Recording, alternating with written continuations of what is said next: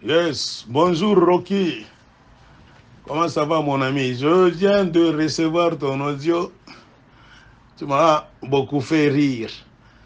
En tout cas, en ce qui concerne ta question sur l'indépendance de Katanga, mon cher, je pense que moi, l'aigle d'écologie, je me suis déjà expliqué dans certaines de mes vidéos et des audios que j'avais fait à un certain moment.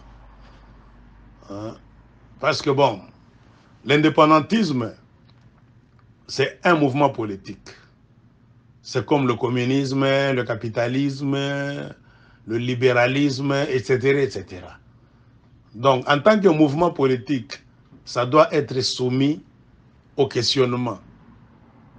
On doit laisser au peuple le temps et le luxe de se poser des questions. Pourquoi aujourd'hui? Pourquoi pas hier? Pourquoi ne pas attendre demain? Qui est indépendantiste? C'est qui est derrière ce mouvement? Hein? Il a quelle réputation d'abord? Beaucoup de choses, nous devons savoir. Et c'est le droit légitime d'un peuple à qui on veut offrir l'indépendance. Si on ne le fait pas, on risque de sombrer dans des histoires qui vont donc ressembler à ce que les Sud-Soudanais sont en train de connaître aujourd'hui. Vous savez, les Sud-Soudanais ont connu une guerre. Donc, quand ils étaient encore dans le Grand Soudan, ils ont connu une longue période de guerre, donc de libération. Et j'ai suivi avant-hier, donc, l'idéologie, c'est-à-dire John Garang, qui était en charge donc de la rébellion Darfour et consorts. Quand vous suivez très bien, ce qu'il cherchait lui, c'est que les Soudanais noirs, hein, de souche, donc noirs, puissent être respectés, puissent s'asseoir à la même table que les Soudanais arabisés. C'est ça qu'il cherchait.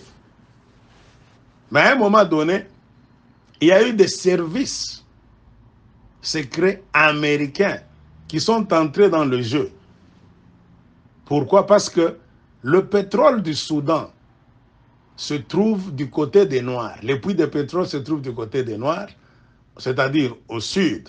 Mais au nord, c'est là où donc, on raffinait ce pétrole. Donc on prenait ça dans des pipelines du sud pour aller raffiner ça au nord, là où se trouve Khartoum et consorts.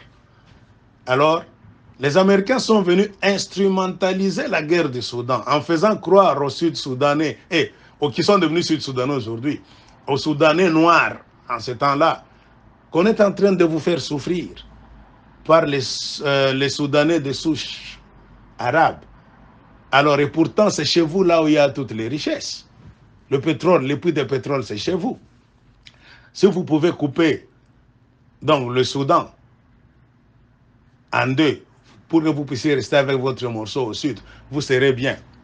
Et les Sud-Soudanais noirs ont vu que c'était la solution.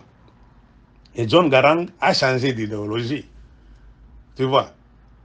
Mais comme il était toujours en train de douter, hein, de bonnes intentions de ces Américains-là, au lieu d'effectuer un voyage officiel pour aller en parler en Ouganda, il a voulu effectuer un voyage officieux, c'est-à-dire pour aller donc avoir d'autres informations supplémentaires qui n'étaient pas donc dans le cadre officiel des forces étrangères. Et ces forces étrangères-là ont su que John Garang donc ne les croyait pas véritablement. Ils doutaient de leurs bonnes intentions. C'est pour cela qu'il a effectué un voyage en Ouganda pour chercher d'autres informations supplémentaires. Et quand ils ont trouvé en lui un homme qui voyait clair, qu'est-ce qu'ils ont fait? Ils l'ont éliminé. Ils ont, je ne sais pas, créé quoi dans son hélicoptère. À son retour, de l'Ouganda, il est mort. Et regardez le Sud-Soudan qui est devenu indépendant rapidement, avec un peuple qui n'est pas bien éduqué, qui n'a pas beaucoup étudié. Le Sud-Soudan est indépendant et il y a une nouvelle guerre qui a éclaté jusqu'aujourd'hui. Et le pétrole continue à sortir. Et les érudits du monde maintenant se posent la question, à quoi a servi cette indépendance des Soudanais noirs? À rien. De la même manière avec le Katanga. Un homme normal ne doit pas insulter une autre personne parce que cette personne se pose des questions. Comme nous sommes en train de voir chez les indépendantistes katangais, aujourd'hui entre guillemets, si tu doutes, tu te poses une question, tu veux savoir, au lieu de te répondre convenablement, ce sont les insultes. On te manque du respect. Non. Ça montre déjà une position dictatoriale. Donc, ces gens-là n'ont pas encore coupé le Katanga, ils sont dictateurs. Et le jour où ils vont couper ça, c'est-à-dire à tout Aguniama, ici, Benguine. Donc, ils vont nous gérer avec des fouets. Je tourne la page.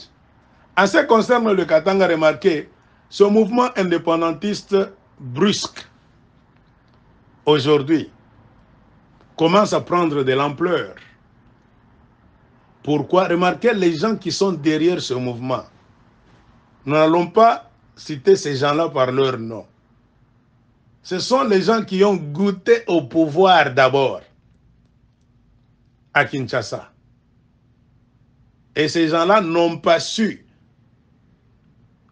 mettre l'indépendance, donc matérialiser l'indépendance quand ils avaient tous les leviers du pouvoir.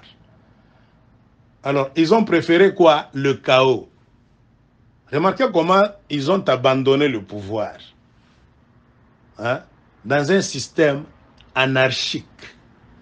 Pour eux, l'indépendance doit s'obtenir dans un chaos. Non, l'indépendance n'est pas synonyme de chaos. Il y a moyen d'avoir une indépendance propre. Vous échangez les livres d'or. Nous avons géré le pays, nous avons eu l'opportunité. Maintenant, nous voulons nous retirer sans un coup de feu. Notre livre est ici, votre livre est là-bas. On fait monter notre drapeau, on descend le drapeau du Congo, bye bye. J'ai toujours dit, il y avait moyen de le faire. Dieu a donné tous les leviers du pouvoir à ces gens-là. Ils n'ont rien foutu. Par contre, qu'est-ce que ces gens-là ont fait remarquer? La majorité d'entre eux, ils ont mis en place un système économique de pillage des richesses du Katanga et d'appropriation. Ils se sont appropriés de larges kilomètres carrés de mines. Ils sont allés signer des contrats avec des entités étrangères, sans même informer les Katangais autochtones. Et quand ils ont fini, ils ont encadré cette histoire des titres de protection. Ils sont devenus des sénateurs à vie, blablabla, tout ça. Et remarquez, après ça, qu'est-ce qu'ils ont fait? Ils sont venus prendre de larges lopins de terre au Katanga. C'est eux qui ont des domaines, des grandes fermes. Ils ont pris même des parcs avec des animaux à l'intérieur. Tout ce qui existe dans les parcs du Katanga, c'est devenu de propriété privée. Quand ils se sont positionnés maintenant, ils ont commencé maintenant à tirer les ficelles de l'indépendance du Katanga. Dans un Katanga économiquement contrôlé par ces gens-là. Et quand vous suivez très bien, mon ami, faisons attention. Qu'est-ce que nous allons faire avec ces gens-là qui ont déjà pris des décisions d'abord à 3/4 sans consulter les Katangais, qui se sont déjà appropriés le Katanga à 3/4. Ils sont déjà des barons, les monarques du Katanga. C'est eux les empereurs du Katanga aujourd'hui. Et maintenant, pour garder ceux qui se sont déjà partagés en amont, ils veulent maintenant jouer avec la corde du mécontentement et de l'appauvrissement du peuple katangais. C'est comme pour dire, Katangais, vous êtes tellement devenus pauvres aujourd'hui. C'est le Congo qui vous appauvrit. Si vous vous retranchez du Congo, vous serez bien. Alors que ces gens-là viennent du pouvoir. Ils viennent de la capitale. Hein? Se disant Katangais, c'est eux qui devaient profiter du fait qu'ils étaient dans la capitale. Ils avaient tous les leviers du pouvoir, l'argent, la banque centrale. Ils devaient aménager, arranger la vie des Katangais d'abord. Privilégier la vie des Katangais qui sont les grands donateurs de l'argent à la capitale. Non, ces gens-là ont eu d'abord le temps, pendant tout ce temps qu'ils géraient tout le Congo, ils ont eu le temps de mettre en place un système économique qui bénéficie à ces gens-là jusqu'à aujourd'hui. Ils ont fortifié leur position économique. Ils sont devenus les grands chefs des terres. Ils ont hypothéqué tout le Katanga. Et quand ils se sont rendus compte qu'ils ont mis en place un système, donc, de contrôler le Katanga économiquement, ils ont pris le pouvoir, ils ont jeté ça dans la poubelle quelque part dans une ferme. Et ils sont sortis maintenant pour commencer à dire derrière le rideau aux enfants de Katanga, dis, tout le monde est indépendant à Katanga, jamais de la vie. Avant qu'il n'y ait quoi que ce soit, une chose qu'on peut appeler indépendance au Katanga, nous devons nous asseoir. Les Katangais autochtones doivent s'asseoir à la table aussi. Ces gens-là doivent d'abord nous donner des comptes, nous rendre compte de leur gestion, nous donner le bilan des mines du Katanga. Jusque-là, les signatures signées sont au nombre de combien? Qu'est-ce qui nous appartient? Quelle mine nous appartient? Quelle carrière nous appartient? Et qu'est-ce qui ne nous appartient pas? Vous comprenez? Il faut être malin. Sinon, nous allons accompagner ces gens-là croyant que c'est notre indépendance. Or, c'est leur balkanisation pour exploiter nos terres. Et nous allons finir comme au Sud-Soudan, après une semaine seulement, quand vous allez vous rendre maintenant compte que ces gens-là vous ont arnaqué. On va prendre les armes. Et ces gens-là ne vivent que dans le désordre, l'anarchie, des guerres. Et les multinationales puissantes viendront, continueront à vous faire la guerre. Et vous allez tout perdre. Et l'indépendance du Katanga sera donc une indépendance désordonnée. Parce que remarquez, les Katangais autochtones ne contrôlent plus rien. Ça sera une indépendance des Tanzaniens là-dedans, des Rwandais qui seront là-bas, des Juifs à l'intérieur, des Indiens, des Libanais. Un grand désordre. Les Maasai qui sont déjà là, hein, des Somaliens, mon cher. Il y a un grand désordre.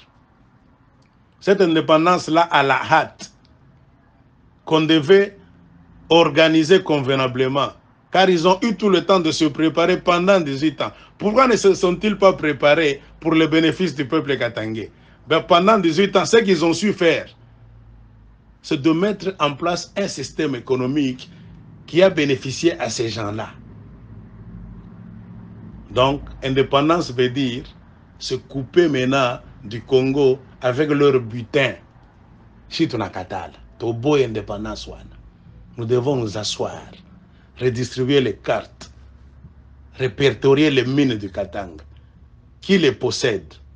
Les mines de l'État, du peuple katangais, qui n'appartiennent plus aux Katangais aujourd'hui. Ça appartient à qui? À quel individu? À quelle entité? Avant qu'on commence à nous parler de l'indépendance. Je pense que je me suis suffisamment expliqué.